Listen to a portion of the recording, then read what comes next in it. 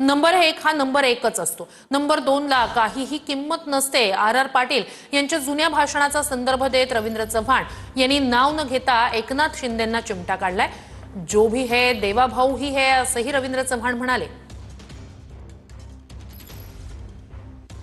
त्यांनी असं म्हटलं, सभागृहात असं म्हटलं की बाबांनो तुम्हाला म्हणून सांगतो की नंबर 1 हा नंबर 1च असतो। नंबर 2 ला काही किंमत नसते असं त्यांनी म्हटलं। मी देवासोबत त्यामुळे एकच गोष्ट लक्षात घ्या, जो भी कुछ है देवा भाऊ ही है। तर भाजप पूर्णपणे बाटलेला पक्ष आहे, जिकडे तिकडे फोडाफोडी सुरू आहे असं मंत्री माणिकराव कोकाटे यांनी म्हटलंय। अजित पवारांचे नेते आहेत माणिकराव कोकाटे आणि त्यांनी महायुतीतल्याच भाजपवर निशाणा साधलाय। भाजपचं आयुष्य फोडाफोडीत चाललंय असं कोकाटेंनी म्हटल्यानं त्यांच्या या वक्तव्यानं वादाची शक्यता आहे।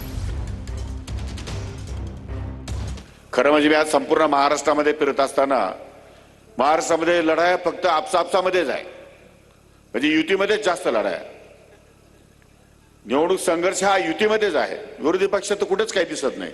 आपल्याकडे थोडासा उभाटा दिसतो, तोही बाटलेला आहे,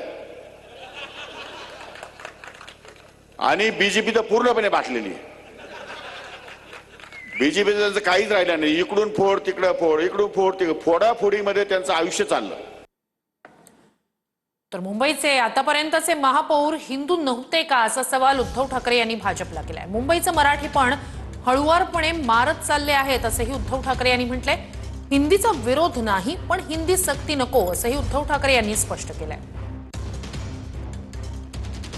जे राज्यकर्ते त्यांच्या एका नेत्याला विचारलं की तुम्ही सांगा मुंबईचा महापौर मराठी होणार का, तर मुंबईचा महापौर हिंदू होणार। अरे मग आजपर्यंत जे आम्ही मराठी महापौर केले ते काही हिंदू नव्हते काय?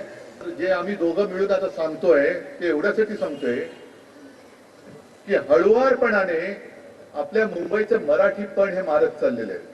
देशाचं रक्षण करणारं हे जे गाणं आहे ना, जय जय महाराष्ट्र माझा, दिल्लीचे तख्त राखी तो महाराष्ट्र माझा, आणि हळूहळू करत म्हणजे जसं मध्ये त्यांनी एक प्रयत्न केला हिंदीची सक्ती। आम्ही हिंदीची सक्ती, आम्हाला हिंदीवरती द्वेष नाहीये, हिंदीचा विरोध आम्ही करत नाहीये, पण आमच्यावर सक्ती का करताय? सक्ती नका करू। तर भाजपसाठी राष्ट्र प्रथम नाही तर भ्रष्ट प्रथम आणि मुस्लिम खतम अशी टीका उत्तम जानकर यांनी केली। शरद पवारांच्या राष्ट्रवादीचे आमदार उत्तम जानकर यांनी भाजपवर निशाणा साधलेला आहे। भाजपनं सोलापूर जिल्ह्यात 300 कोटी वाटपासाठी आणले असा आरोपही उत्तम जानकर यांनी केलाय। मी जवळजवळ 30-32 वर्ष भारतीय जनता पार्टीमध्ये काम केलेलं आहे। त्यावेळी राष्ट्रप्रथम,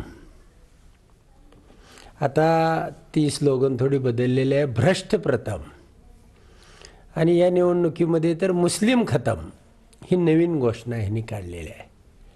प्रत्येक नगरपालिकेसाठी म्हणजे 12 नगरपालिकेसाठी यांनी जवळजवळ 300 कोटीची तरतूद प्रत्येक नगरपालिकेला 25 कोटी रुपये दिलेले आहेत वाटण्यासाठी।